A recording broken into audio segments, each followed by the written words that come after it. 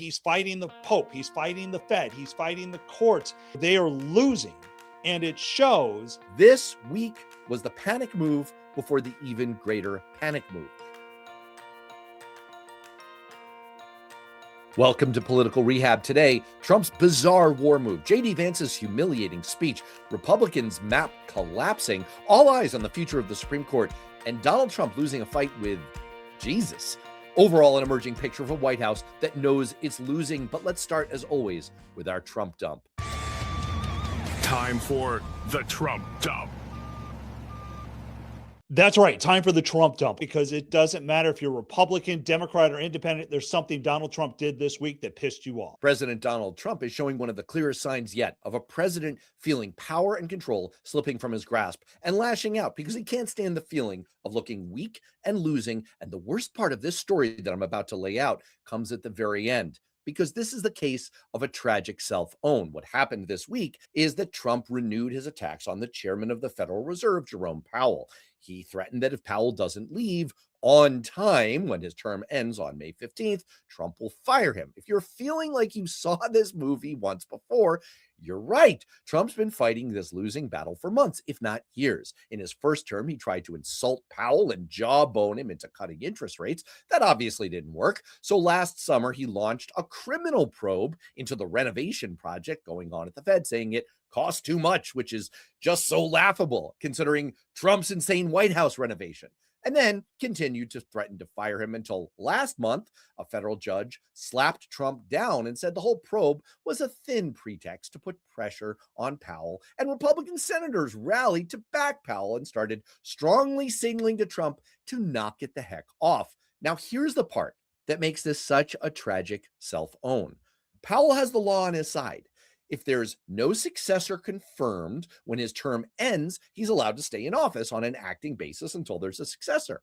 The reason Trump can't confirm Powell's successor is that Republican Senator Thom Tillis is withholding his confirmation vote until Trump drops this whole ridiculous criminal probe into Powell. So Trump is ultimately lashing out because he's in a trap that he set for himself and that's closing around him.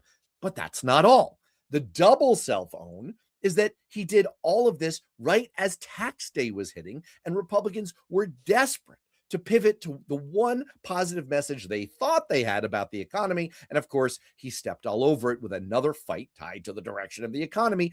But even that's not all, because the very worst part is that by lashing out this week, he sealed his own fate, like a protagonist in a Christopher Nolan time loop movie, because now Powell is definitely not going to leave office when his term ends, and Trump will either have to accept that and take the L and look like an ass, which he can't stand doing, or try to double down yet again and fire him and risk an even greater revolt from Senate Republicans and economic calamity and legal losses and political turmoil.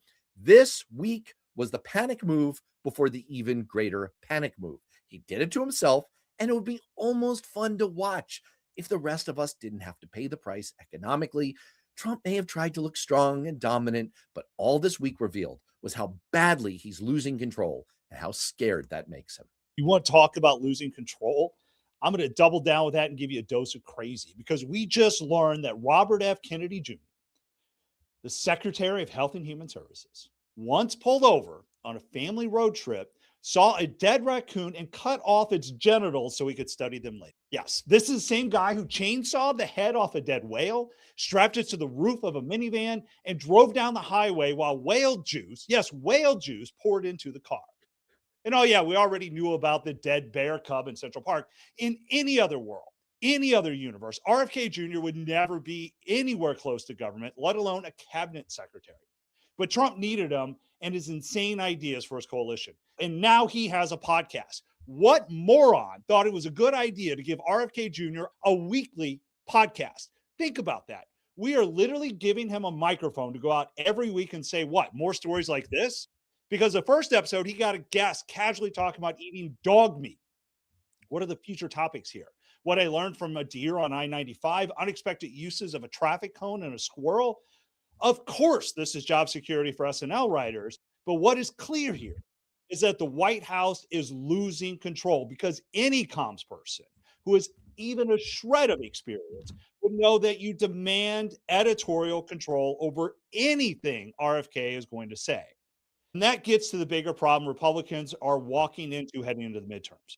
Because behind the scenes, you're already hearing the concerns. We're off message. We're talking about the wrong things. We're not focused on what voters actually care about. And then you look at what we're elevating. This is what we're putting into the bloodstream every single week. And at the same time, you've got candidates and primaries running ads that all say the same. I fight for Trump. I stand with Trump. I'm 100% with Trump. So on one side, you got this Hunger Games for loyalty, everyone just trying to prove they're the most aligned with Trump just to survive a primary. And on the other side, you got the broader message of the party getting pulled into whatever the hell this is. This is not a plan. This is self-sabotage. And right now, Republicans are backed into a corner. They know they're losing. They can't control their coalition or their allies. And if this keeps going, Republicans aren't just going to lose the midterms. We are going to be decimated. Want even more signs that they know they're losing? Let's take another deep sip of whale juice with this week's rundown.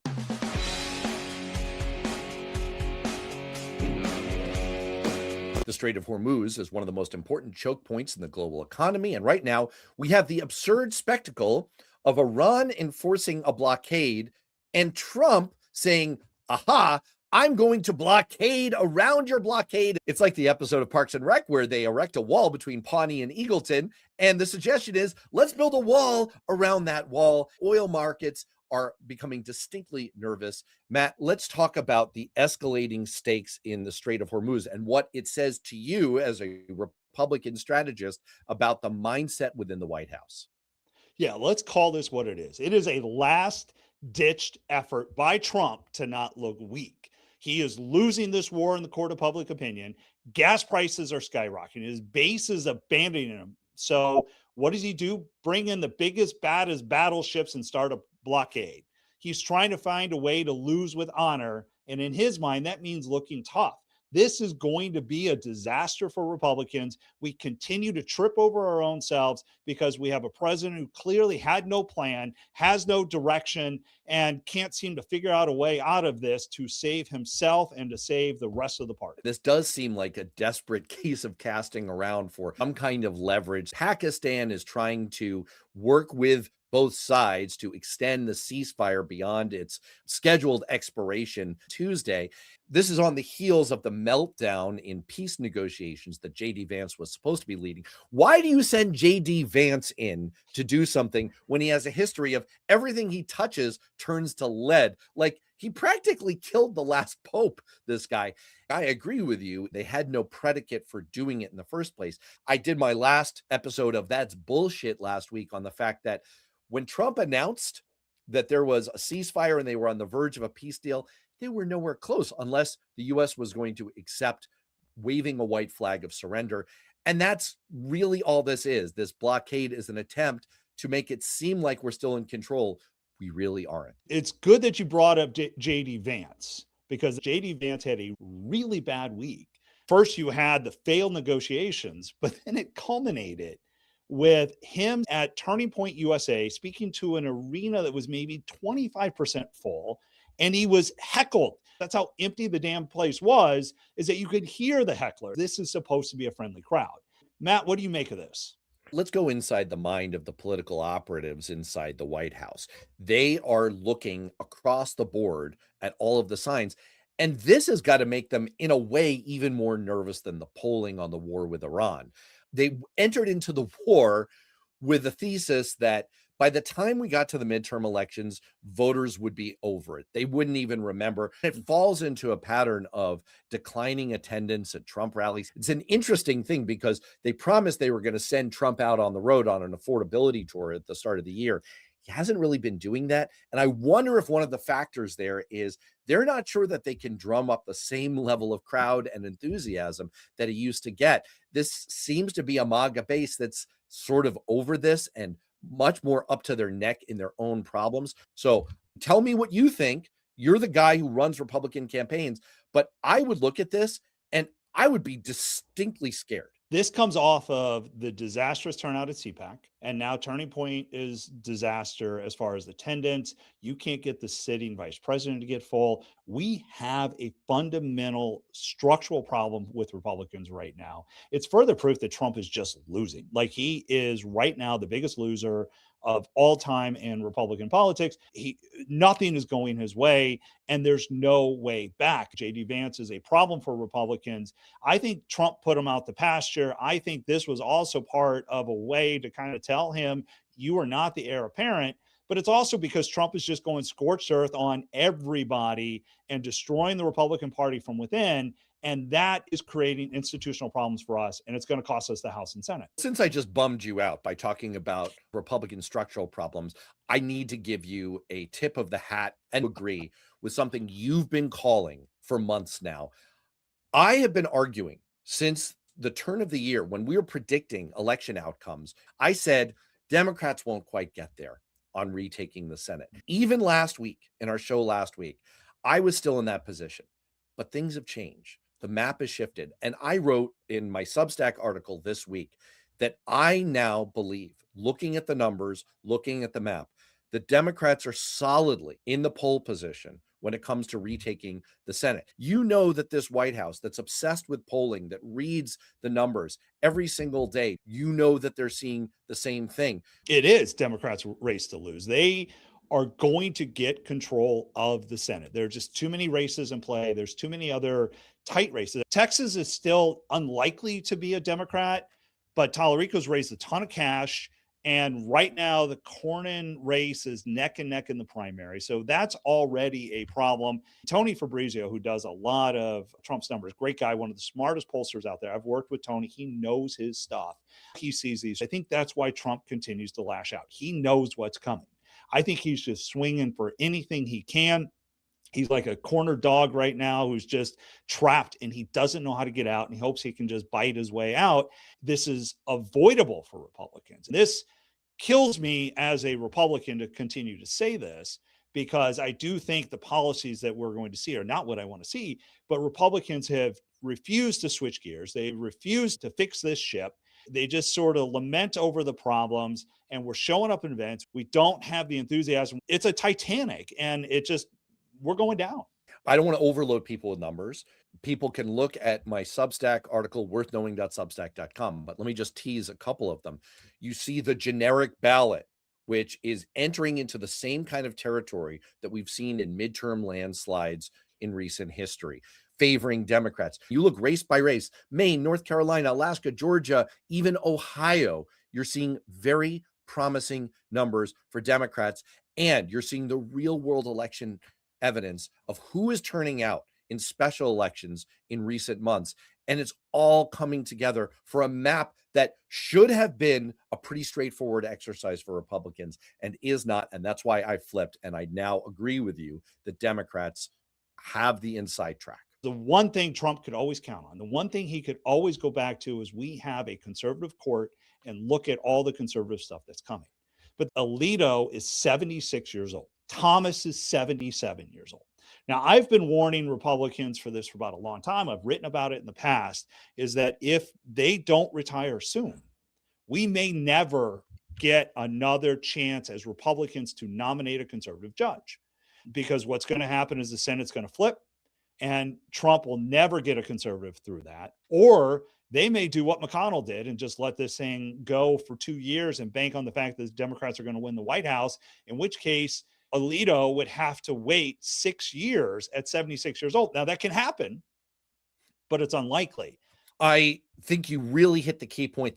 As we move toward the midterm elections and the likelihood of Democrats retaking the chamber increases, this is going to be a defining discussion topic in the fall. I guarantee you this is coming, because Republicans set their own trap on this. The Mitch McConnell rule that he created out of thin air back in 2016 to not confirm Merrick Garland, to hold that nomination.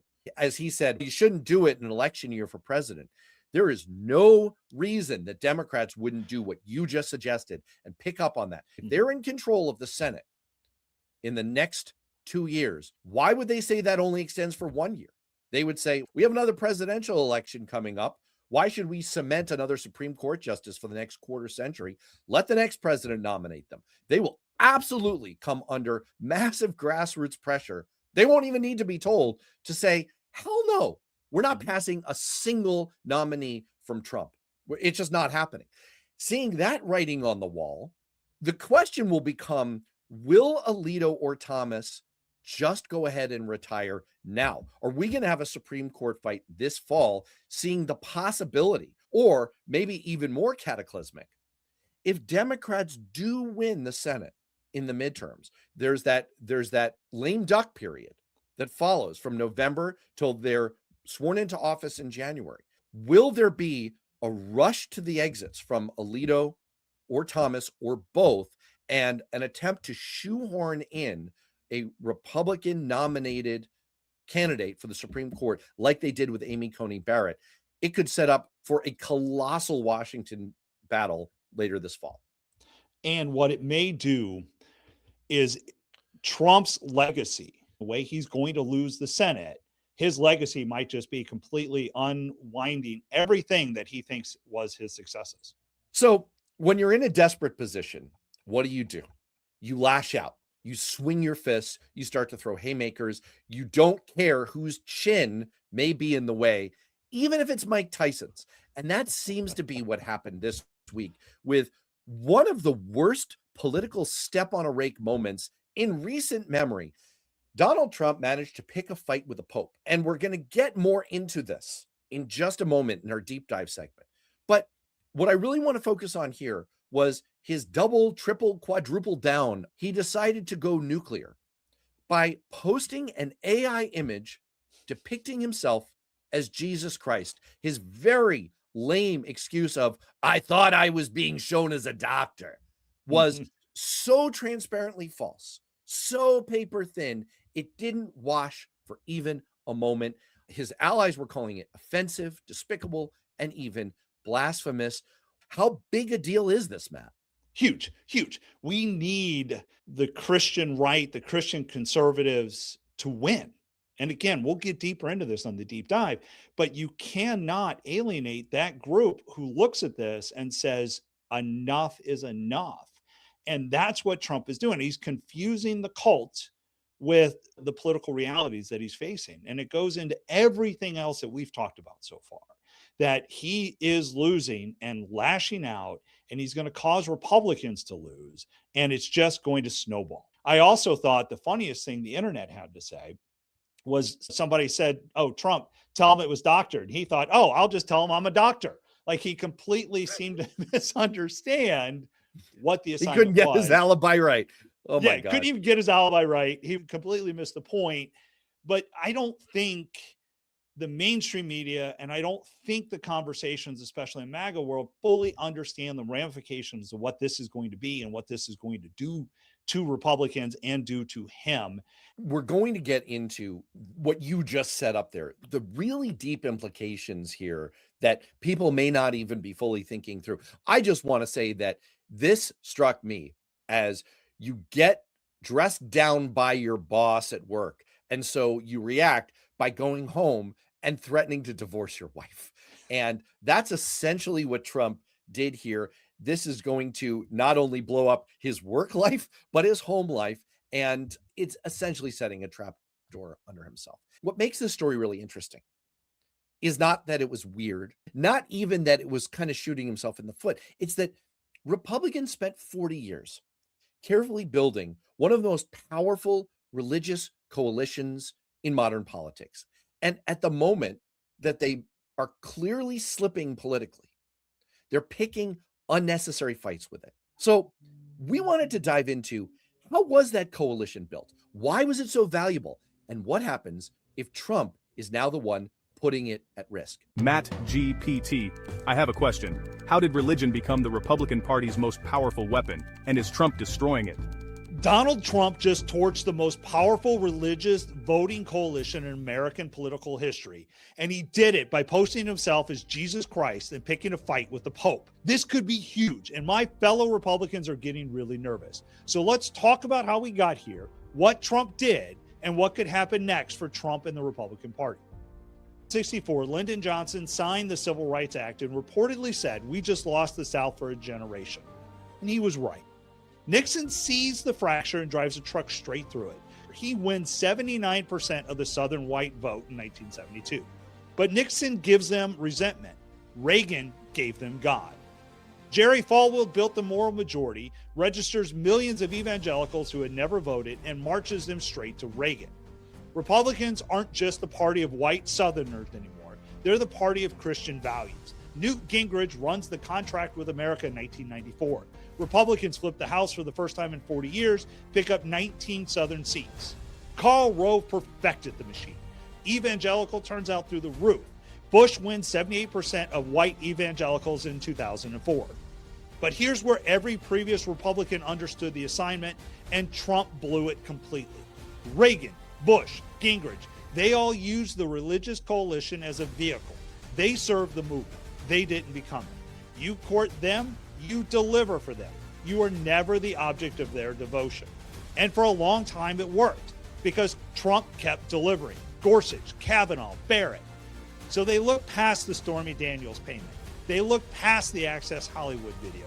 But something was shifting underneath, because Trump wasn't just using the religious coalition anymore. He was replacing it with himself. His rally started running a video called God Gave Us Trump. God said, "I need somebody willing to get up before dawn, fix this country, work all day, fight the Marxists, eat supper, then go to the Oval Office and stay past midnight at a meeting of the heads of state." So God made Trump. He calls himself the chosen one on camera about a trade dispute with China. His own spiritual advisor compared him to Jesus Christ at a White House event. This is a man who has become the object of worship, and for most of his coalition that was fine, until he attacked the Pope.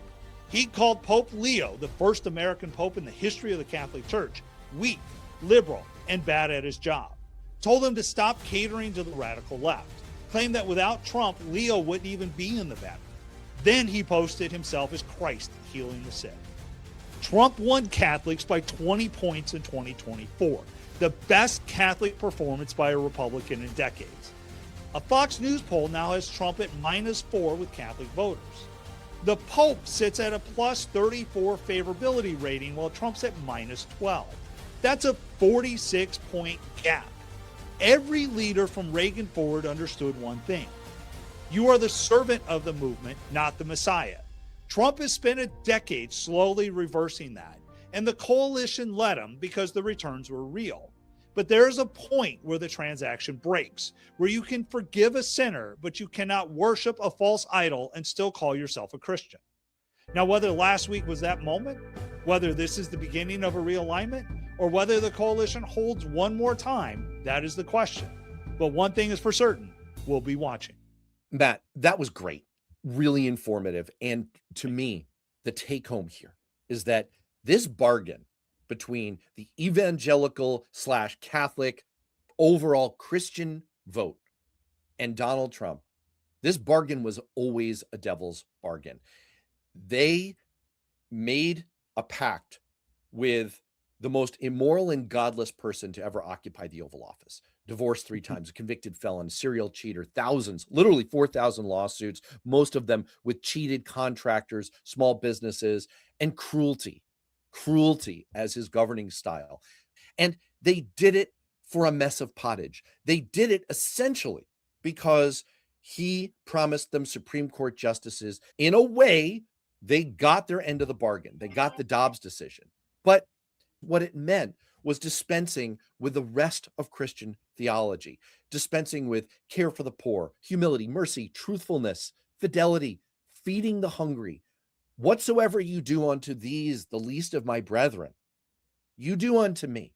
Don't forget that in 2016, Trump won 81% of white evangelical Protestants. In 2020, that was 76%. 2024, about 80%. Trump, as you said, won Catholics by about 20 points in 2024. Is this the moment that's going to break that coalition? And if it does, I think the question that Christians need to ask themselves is, why is this the straw that broke the camel's back? After Trump last year committed the most egregious affront to the teachings of Jesus that I can think of by outright sentencing to death the poorest, most miserable people on earth with the destruction of USAID. Why is this the thing that pushed you over the edge? I don't think people fully understand how powerful the Christian right is to electoral politics and Republican victories for so long. If I'm doing a race in the South, those are my first calls. Even if I'm doing a race in mid-Atlantic, Northeast, somewhere else, they are part of this coalition that we built. What Trump is essentially doing, he has himself confused with the MAGA cult, and he feels like he can get away with this stuff. Let me ask you a question then. In your experience as a campaign manager, a state party executive director, as a campaign strategist, is this a durable crack in this Republican Christian coalition? This is that first crack in this coalition. I don't know if we're going to see it all in the midterm because it depends on who the Democrats nominate. If you push through the conservative values, they're going to look past a lot of things. That's what they did with Trump. They see the Supreme Court. They saw the abortion battle as the number one battle, and Trump made a deal with them. But that also doesn't mean they won't leave him in a heartbeat. And when you talk to the Christian right, it is God, country, family. When Trump puts himself in that position, he hurts not only himself, but every single Republican that are trying to get those votes. What you're going to see on a much more local level is you're going to see them run more to the Christian right in order to try to get those people, try to get those votes back and try to separate themselves from Trump. But there's still going to be an issue here. Right now, you have Trump fighting on so many different places. He's fighting the Pope. He's fighting the Fed. He's fighting the courts. They are losing, and it shows. I think that's a perfect closing note. And I would hope that Christians who have been voting for Republicans for years would look into their own hearts and look into the teachings of the book that they actually are supposed to be reading. And especially Matthew 19, verse 24, where it reads, "It is easier for a camel to go through the eye of a needle than for a rich man to enter the kingdom of God." An important teaching that really connects to this week's edition of That's Bullshit. Bullshit. Bullshit. Bullshit. Bullshit. A bullshit? For almost a year now, President Donald Trump and his Republican allies in Congress have been trying desperately to push one message aimed at something that was supposed to happen this past week. Thanks to our tax cuts, millions of Americans will soon receive record-setting tax refunds. But that's bullshit. It's a scam. In fact, it's really three scams, nested one inside the other like a Russian Matryoshka doll. And the third one is the real trap, and I'll get to that in a minute. Scam number one is a line that Trump and his allies have been pushing ever since they forced the so-called One Big Beautiful Bill through Congress last summer. You're going to get a lot of tax refunds, with the average refund expected to be over $1,000 higher. But of course, that's not what happened at all. New IRS data shows the average refund is up by about $350 compared to this time last year. But here's the catch. That bigger refund may not actually be extra money. It could just mean that you overpaid throughout the year. That's right. The average is actually only $350, and even that's overinflated, and worse, the word average is doing a lot of work in that sentence. According to the Center for American Progress, fewer than half of taxpayers making under $100,000 get an increased refund at all. And for those that do, the average increase in their refund is only about $200. It's the people that make over $200,000 a year who are really cashing out here. Their increased refund averages 10 times more at over $2,000. Using the word average here makes as much sense as saying that my net worth and Elon Musk's net worth average out to $100 billion. But I haven't told you the worst part. It's not just nonsense, it's premeditated nonsense. Multiple independent studies going back a year were predicting that refunds would be way less than the White House's $1,000 promise. The folks at Oxford Economics actually nailed it exactly more than 6 months ago. That clip of Trump repeating Over $1,000 higher. is from about 6 weeks ago, right about the same time that he launched his war with Iran that increased household gasoline costs by almost $1,000, wiping out any tax refunds. So the point is, they knew from the beginning that they were floating one big, beautiful balloon of bullshit about refunds, and so did their friends in Congress, and they kept saying it anyway. But that scam is nested inside the larger scam number 2, the whole idea that the one big beautiful bill was ever really about helping anyone who wasn't already rich. The Center on Budget and Policy Priorities says the law is going to redistribute trillions of dollars to rich people. The end result, according to the Yale Budget Lab, is that if you're not in the top quarter or so of wealthiest households in America, this bill leaves you worse off. The richest 10% get average tax cuts of almost $15,000 a year, and the richest 1% get more than $50,000 a year. Actually, believe it or not, about a quarter of the tax cuts, more than $1 trillion in this bill, goes just to the top 1% wealthiest people. Look at the way Trump tries to fudge all that with some carefully chosen wording. Under these cuts, many families will be saving between $11,000 and $20,000 a year. It's true, many families are saving $15,000, which is between those goalposts. Many wealthy families, just probably not yours. The same guy who perpetrated giant consumer frauds, including stealing from a veterans charity and running a fake university, is now running a tax scam that's the literal definition of a bait and switch. Have you ever seen an amazing deal advertised, only to find out that the product is not available? This tactic is known as bait and switch. One of the biggest middle fingers that Trump is giving is to his own supporters. Trump's one big beautiful bill increased the tax deduction for state and local taxes, which mainly helps high-income households in high-tax states.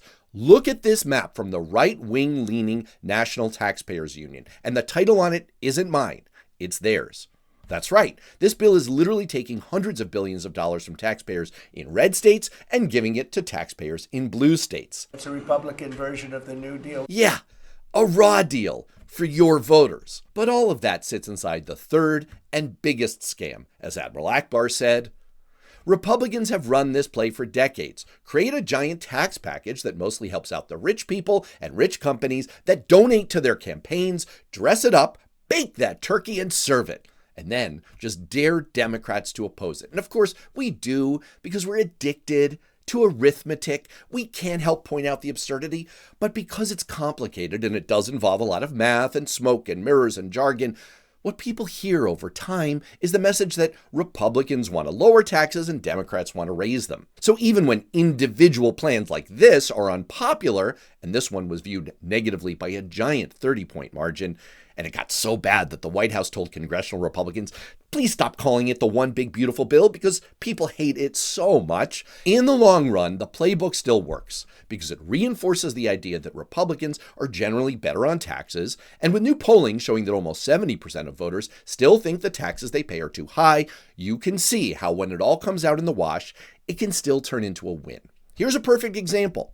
Trump likes to talk about one piece of this bill. No tax on overtime. And to be clear, that's bullshit. There's a ton of fine print. The deduction applies only to certain qualified types of overtime, not to all of the extra pay, but only a part of it. The deduction is capped and it phases out.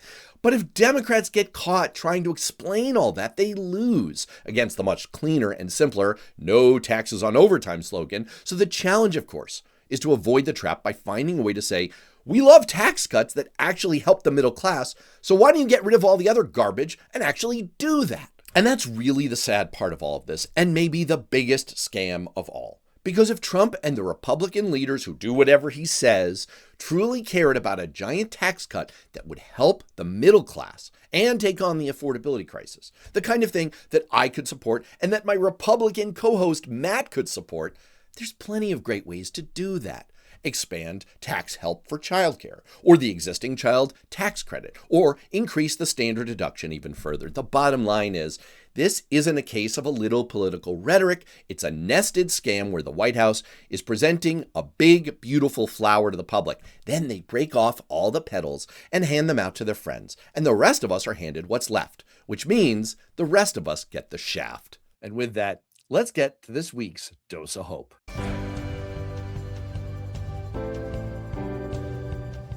You can see a theme this week. Defense Secretary Pete Hegseth is leading a worship service, and he drops what sounds like a Bible verse. For he is truly his brother's keeper and the finder of lost children.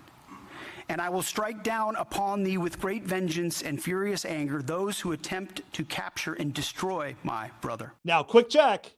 That's not the Bible. That's Pulp Fiction. For he is truly his brother's keeper and the finder of lost children. And I will strike down upon thee with great vengeance and furious anger those who attempt to poison and destroy my brother. And honestly, this feels like exactly what happens when you use ChatGPT for Bible verses and just don't double check. It's not what Ezekiel 25:17 says. No, that is not what it says. This was a prayer tied to an actual military event, and you got generals bowing their heads participating in what is basically a Tarantino cosplay with divine backing. And it's not even a one-off. This is the same orbit of rhetoric that's already leaned into violence, language, and prayer. At one point, they're one step away from "Dear Lord, say hello to my little friend." If this is where things are headed, if national security meetings now double as movie quote auditions, then I feel very confident about one thing. The writers at Saturday Night Live are going to be just fine, because nothing says job security like the Secretary of Defense quoting a fake Bible verse from a Tarantino movie in a rare prayer, which, let's be honest, is exactly what happens when you treat ChatGPT like a theologian. Speaking of job security, it's easy right now to feel like accountability is dead in America, that if you're rich enough, connected enough, shameless enough, you can do whatever you want and walk away laughing. And honestly, the last few years have given people reason to feel that way, especially after the Supreme Court handed Donald Trump the massive 1-2 punch of broad immunity protection from criminal prosecution and effectively unlimited pardon power for his minions. That feels terrifying. It's like a license to crime. But this week gave us an important reminder. There are still some other levers we can pull to enforce accountability. John Eastman, the lawyer who helped design the plan to overturn the 2020 election, just lost his final appeal to hold on to his license to practice law. The California Supreme Court has ruled that his disbarment is final. His name has been stricken from the roll of attorneys. I just like saying that out loud. Practically speaking, this means he basically cannot be a lawyer anywhere in America, and that is career death. He joins Rudy Giuliani and Kenneth Chesebro and others who learned the same lesson. You may escape some criminal consequences. You might get pardoned by the Trump overlord, but you can still lose the thing you built your life around. And maybe that matters more than people think, because one of the great fears of the Trump era has been, will they all just get away with it? Will it all end like a bank heist where the thieves drive off waving? Or will it be more like the Scooby-Doo ending? They get caught, the mask comes off, and they moan that they almost got away with it, if not for us pesky Americans. That matters, because accountability doesn't only have to mean prison. It could mean losing your license, losing your reputation, losing your future income, losing the second act you thought you had coming. And if the people writing today's abuses know that the final chapter may look a little bit like Eastman's, maybe some of the worst things that they're planning might never get written at all. And we might be able to go back to being one nation under God with liberty and justice for all. And on that note, for Matt, I'm Matt. We'll see you next time.